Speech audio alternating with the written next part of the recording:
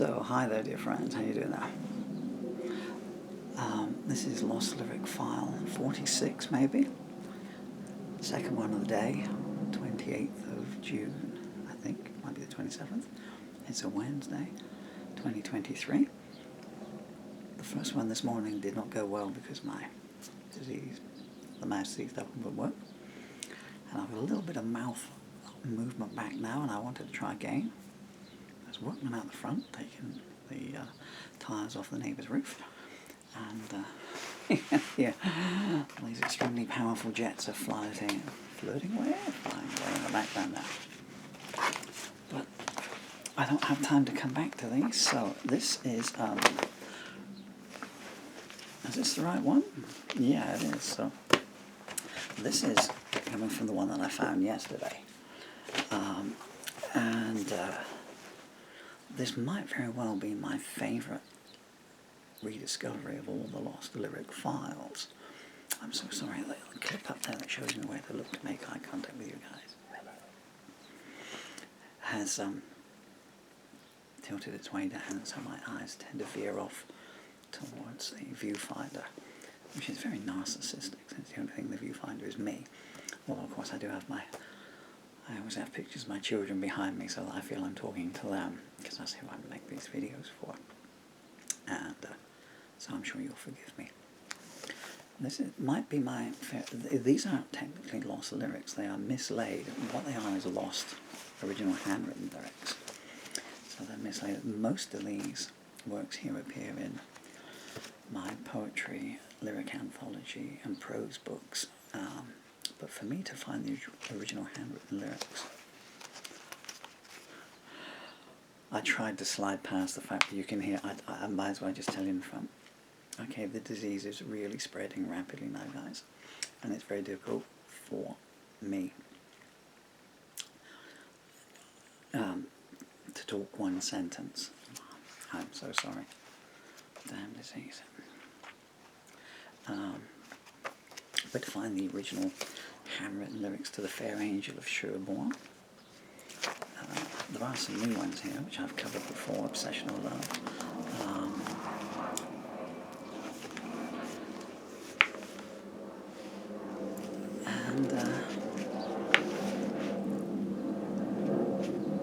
The original handwritten lyrics to Mirror in the Moment.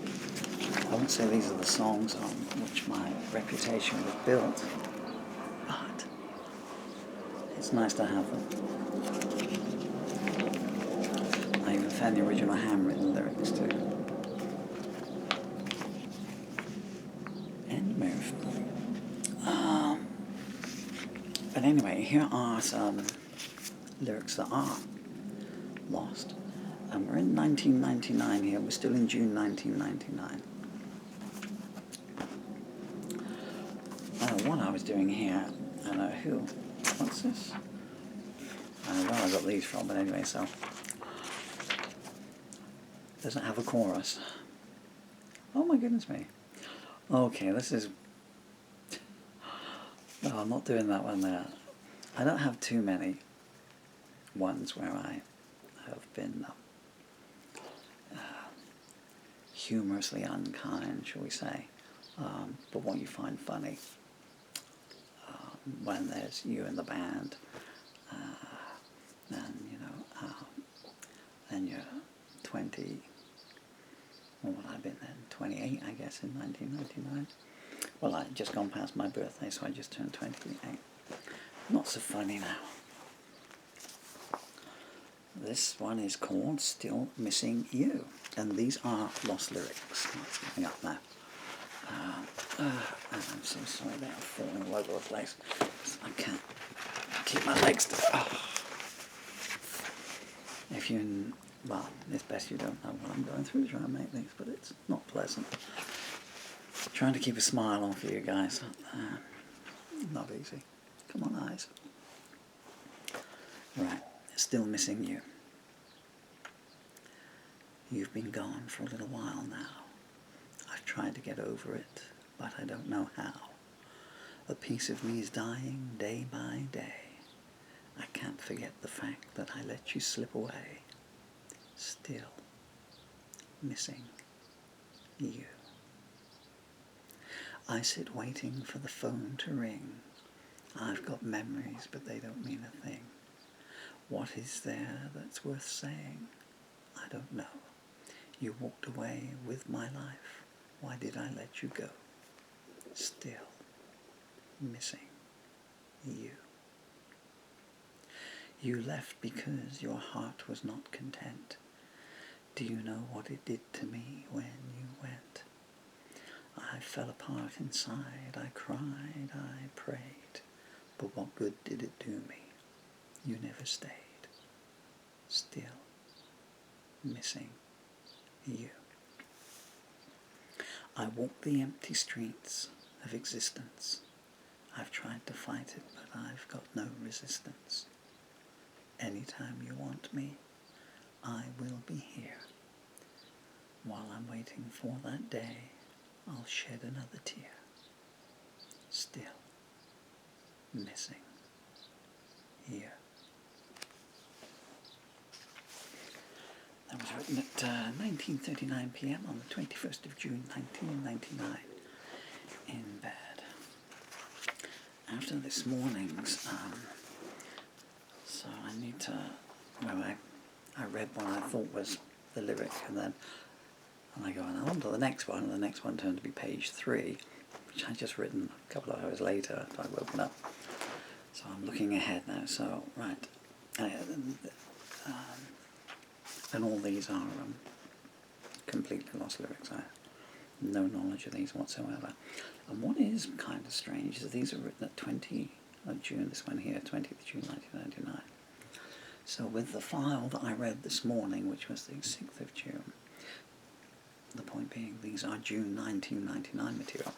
And every time I've made one of these lost lyrics videos, you know, as I've said to you guys many times, you know, I was performing live from 82 through till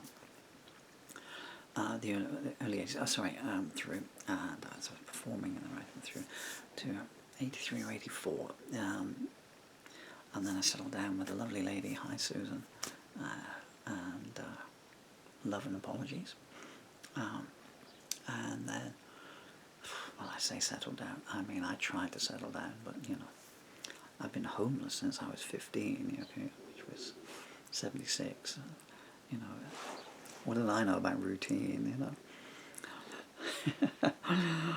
You know, it's, I mean, it was strange at meal times, you know. I mean, we'd known a little bit, but circumstances meant that we ended up living together, and that the I'd been run out of chard, had to get out of Dodge before dawn, and by circumstances, but it was a bad place. Everyone should get run out of chard. And then they should just put a closed sign on it and dig up all the exits, you know.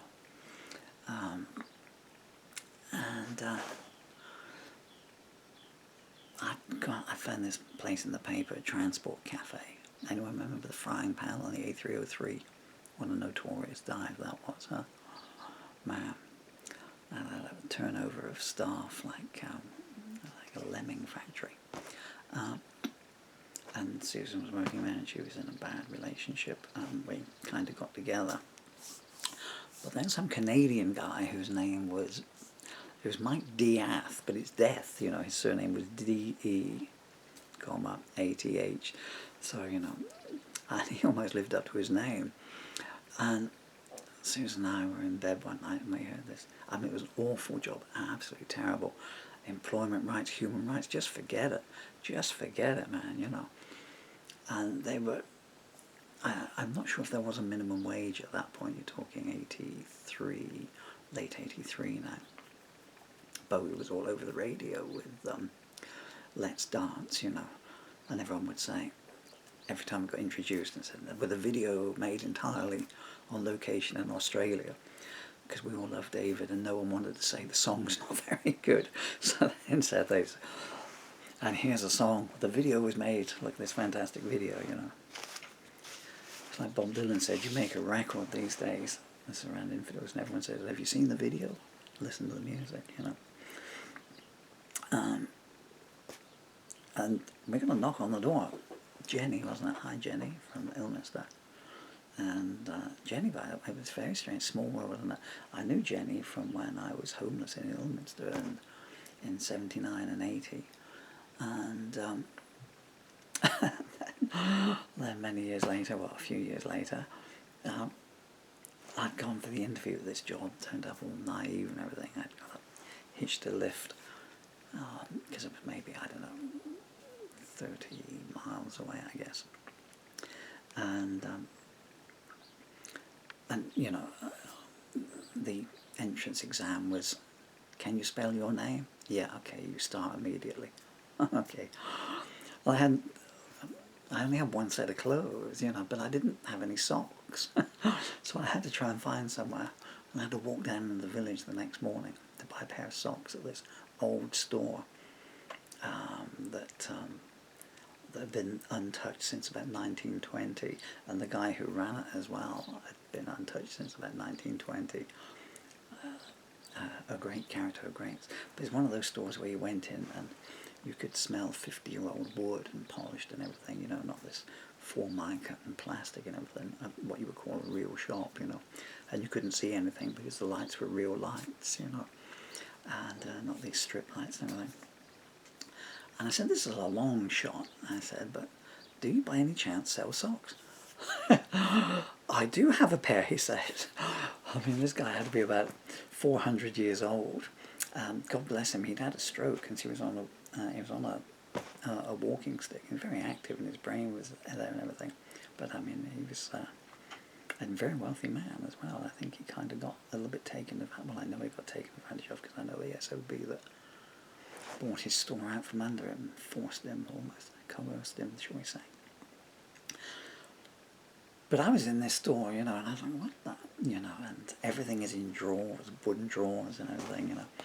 And he had sweets, and news agents and everything. But I'm not saying it was old, you know, but you look at the newspaper rack and I have the Times from January the 5th, 1933 or something or another, like, you know. Oh, no, the Lusitania has sunk, you know, kind of thing. Oh, headline, man walks on moon. And he said, I do have a pair, actually, he said. And I think he's just going to, is he going to take off the ones he's wearing and say, here you go, 50 pence for these kind of thing. You know, but my feet had been torn to shreds just walking down there. But he did have a pair of brand new socks, and they were thick as heck. And this was the hottest summer, and I don't know how long, and there was no air conditioning in this place because it cost money, you know. I mean, so many back doors. The first thing you got told there was, Tony, any theft and you're outright, I won't accept any theft. He was ex-army. And every kind of stolen property and dodgy invoice was going through there. All these lorry drivers would come in, you know, and they would be going through the car park and they would be looking for receipts and everything from the petrol station above, you know. So they put in, and it was all done in cash, you know, so they'd be scouring around for receipts and then picking it up and taking it back in and claiming off expense accounts.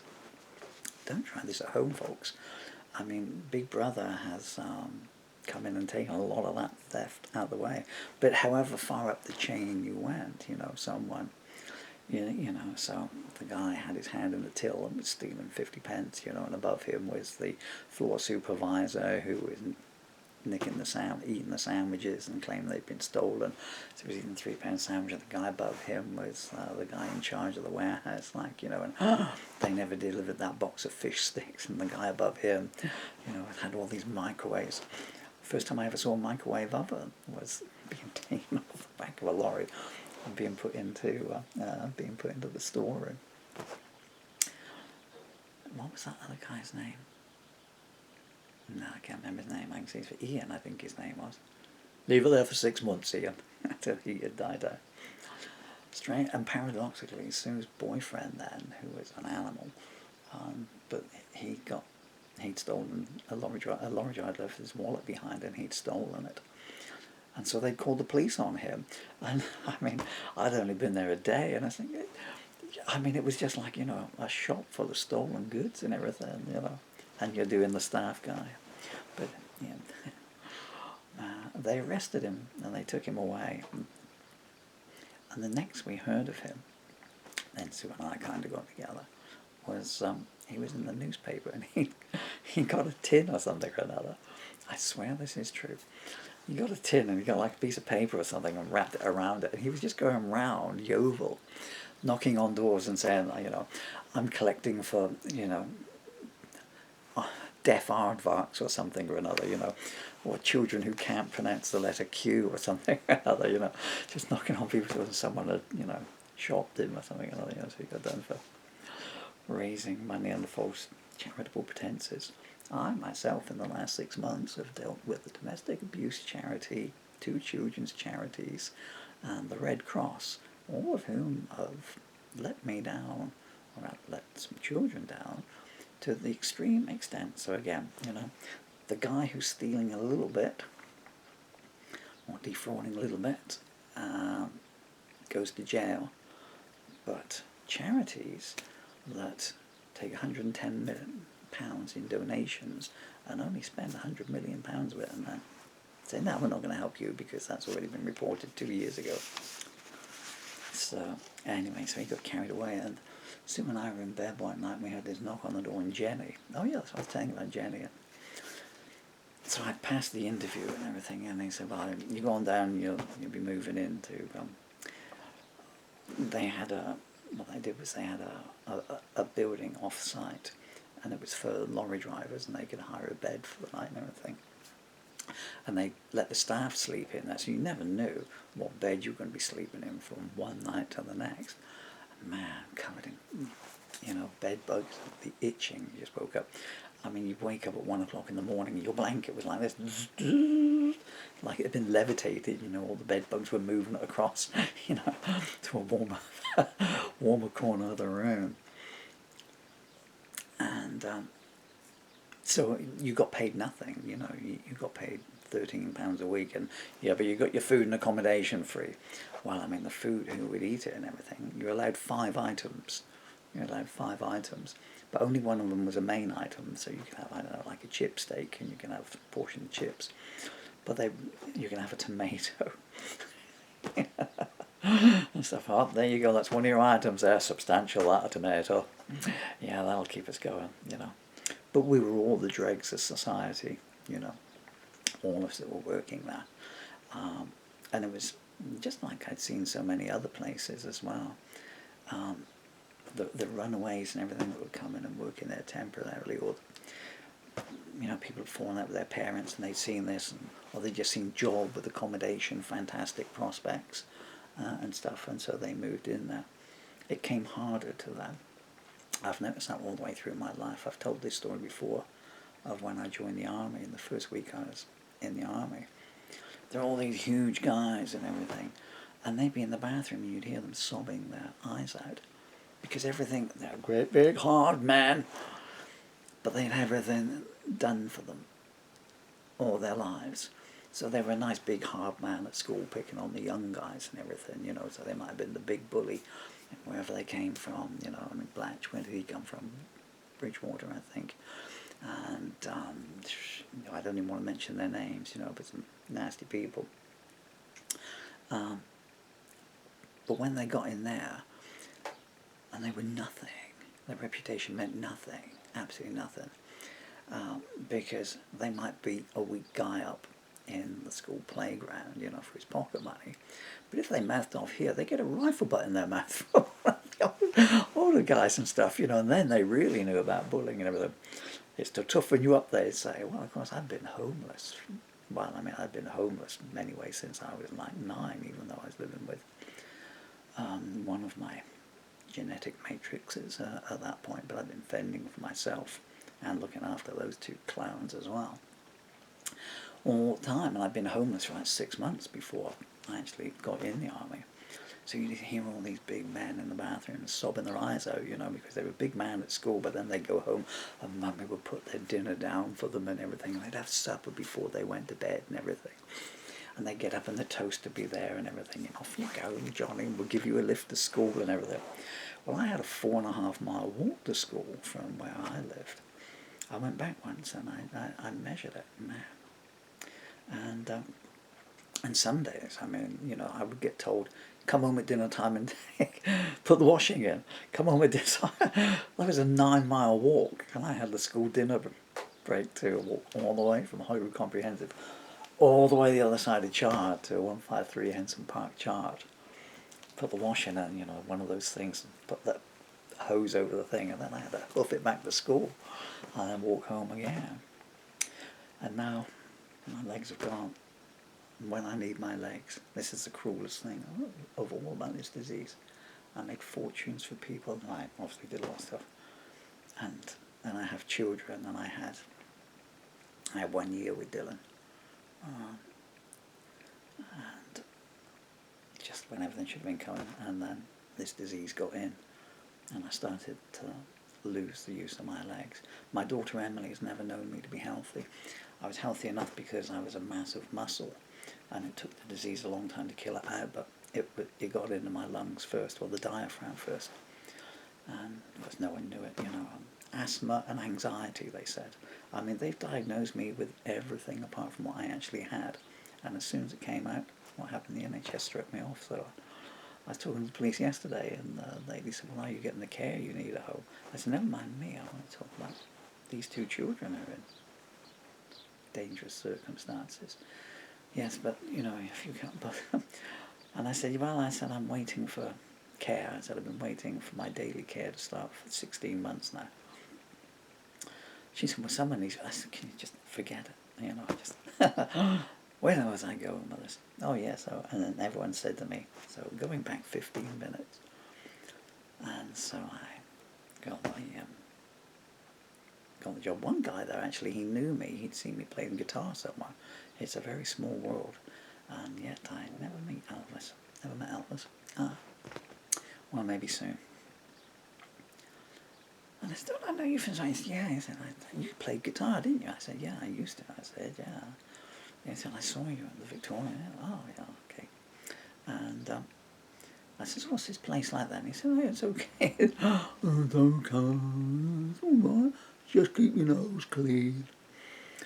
I was telling you about the bosses, weren't I? And here's the thing, they said, any theft, you're out, right? I'll call the police, I won't have any theft. And what they used to do was up above the till was Neil. That was the other guy's name, wasn't it, Sue? Neil. And they used to get in the crawl space, because who's more paranoid than the biggest crooks going? I swear this is true. I swear. And they would get in there. There was a crawl space, so they would go up, and there would be a crawl space there. Right above the till was a vent, you know, like a little mesh, you know, but tiny little holes. And they would climb up there, and they would look down on you, serving and everything. Because I couldn't work out one day I'd put too many items on my plate. No, that was wrong. No, a driver would come in, and he wanted to use these to get vouchers and everything. They used to get these vouchers in exchange for stolen goods, so that couldn't be traced through, and use them and they would take them to other sites then, you know, so there was no chain, you know, none of this. Police don't realise how easy they got it these days when they can just look into your bank accounts. Well, I guess they can just ask the Russians, you know, how much has Fred got in his bank account? Oh, yes, Komatsky, we broke into his bank account years ago. So they would climb in there, and they would just spend hours looking down on you to try and catch you, making 50p or something, or swindling something, because I'd done something wrong on this guy, and I got that, and so he had a voucher, and he ordered his meal, and he gave me the voucher back to redeem his meal. The next thing, this edict came down, how the hell do you know that? You know. And I said, and they said, well, they climb up above the crawl space, and they sit there and watch us to see if we're taking them out. They must have spent hours of their lives sitting there watching to see if someone was going to nick 50 pence out of the till. Meanwhile, they were stealing hundreds of pounds a week. You're talking the early 80s now, you know. But the thing was, when it was Neil, we could tell, because Neil used to wear this, I don't know what high karate or brute or a combination of the two. And so you could smell his aftershave, you could smell it all the way down the car park. So when he was up there, you know, so you'd be working by, you know, and we'd wink to each other, like, you know, up there, and we'd be out polishing and everything like that, you know, until the smell of the aftershave went down. We knew the toss had started off, you know. Crazy times. And this guy said to me, he said, yeah, so okay, he said, good crew, he said, but mind out for Jenny, he said, you've got to be careful with Jenny, about Jenny. And everyone said, oh yeah, Jenny, yeah, she rules the roast and everything, no one crosses Jenny. And about an hour later, Jenny came up for her shift, and the first thing she did was to come up through, because Tony had said to her, got this new guy, just taking him on, Paul Murphy, sorting out an overall, like a uniform. Man, hottest place on earth, and they gave her this non-breathable material. And Jenny just walked in past everyone else, and there's this hush, you know, it's like a gunfight at the OK Corral, sagebrush going, and Jenny just walks on down, and I'm sitting at the table. She goes, you right then, Paul? I said, hi, Jen. You're going, dud, dud, dud, dud, dud. Man, now what was that name of that bloke? Nobby, wasn't it? Noddy. It was either Noddy or Nobby that was Jenny's boyfriend. Man, he was a crazy SOB, he was. Anyway, where was I going to with this? Oh yeah, and then Jenny one night, that's what I was talking about when we had this knock on the door. If you want to see your jobs, go and look out the window. We looked out the window, and the entire cafe was just up in flames, you know, all the way up through, because it hadn't been cleaned. If you think about this place, it had been there since, like, you know, well, the early 50s, you know, when these things started springing up, because there were no motorways and stuff, you know.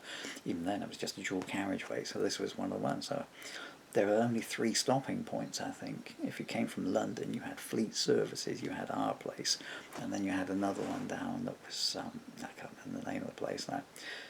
So on the holiday run, when they were going down through, you see cars trailed up all the way down through and everything, running around in through that. I completely forgot how that sentence was starting there. Oh yeah, and it hadn't been cleaned, so if you just imagine all the grease, it was in everything, and it was wood, you know. As I was saying, in those days everything was wood, and the wood had just absorbed all this grease, and so it just went up literally like anything you care to choose, you know. Well, it went up like a greasing encrusted wooden building when a flame was added to it. And you kind of lost your faith in your heroes around. I was telling you about, because Neil had a dog, a great big Alsatian, and the fireman stopped him going back in to save his dog, which I thought was, and his flat was at the back, you know, there were no flames there. And then the fireman got so antsy, and we were just watching, and they were coming up and going, what are you doing? And we later found out that one of the storerooms had been emptied, one of the back stock rooms, and no wonder they didn't want anything there. Any witnesses to it, you know.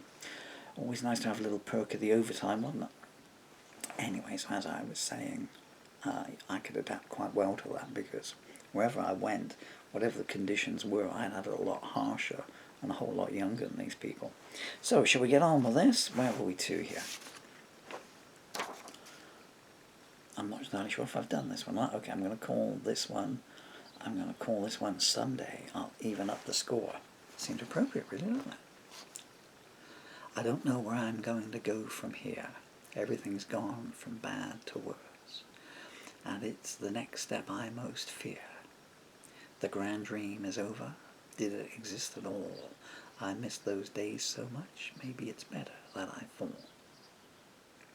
I can't see what I'll turn to after tonight. Will it be safe to walk alone? Will I want to turn off the light? I've got no illusions. The one I lived has died. Love has its own agenda. I just went along for the ride. The guiding hand stabbed me in the back, then pointed me towards the door. Some collaborated, some elaborated. Someday I'll even up the score. I left it on the knife edge just for too long. Prevarication's my forte. This time it sure as hell went wrong. One word was too many. Silence was not enough. I was born in turmoil, and I'm still dealing with stuff. The guiding hand stabbed me in the back, then pointed me towards the door. Some collaborated, some elaborated. Someday I'll even up the score. That was written at 19:42 p.m. on the 20th of June 1999 in bed. That's where I was going right at the start of this, wasn't it? And I'm at the end now. Yeah, so I stopped, but then I got my recording studio put in 1997. So if you go back to where I diversified, and I was with Sue, and then Sue and I broke up, and I went back out playing live again, and then the 90s were not a good time. Also, I thought, I didn't know how good they were. If you can get to the bathroom, it's a good day. Take it from me. But what's strange about this batch of lost lyrics is, the others I understood because I was still writing when I wasn't performing, and then I was working in recording studios and selling some songs and stuff. The local bands had hunted me down. I was doing occasional stuff, and then when I got the recording studio in, my recollection was that I would write a song, demo it down here on the analog, and then when I had enough songs to make an album, take them upstairs and overdub them or re-record them afresh on the 8-track digital. That's why on my albums they've got outtakes when I upload the sessions. That's why the sessions generally only have 2 or 3 tracks on, sometimes 4, but the studio versions have got 8 or 9 instruments on. So why there was a whole batch of songs from June 1999 that were written and then not demoed up, let alone recorded, I've got no idea. But anyway, we found them and we're doing them. We might just get one more in. I was thinking about that last one. Prevarication's my forte. How many people use the words prevarications and forte in songs, you know? What was it, one of the other ones in the previous song? Alleviate, was it? Okay, let's see if we can get Snapshot in. I don't know if this is part of it. No? Okay. 20th of June 1999 was a productive day. 2, 3.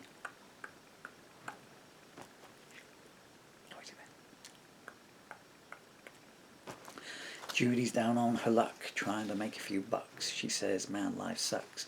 Oh, no. No, I'm not going to do that. No. Okay, not going to do that. I understand where I'm coming from on this, but that would need...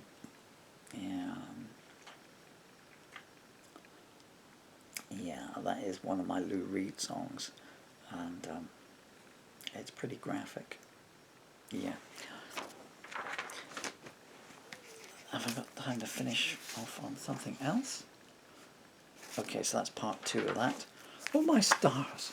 I swear to God, look at this. Who the hell calls a song Diogenes' Blues? See if we can get it out. Diogenes' Blues. I want to hold you. He needs to control you. Hasn't anyone told you which one is best?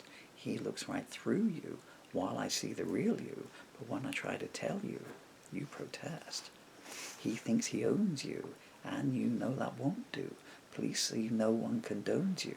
Love is exempt. Somehow he stole you, but never the whole you.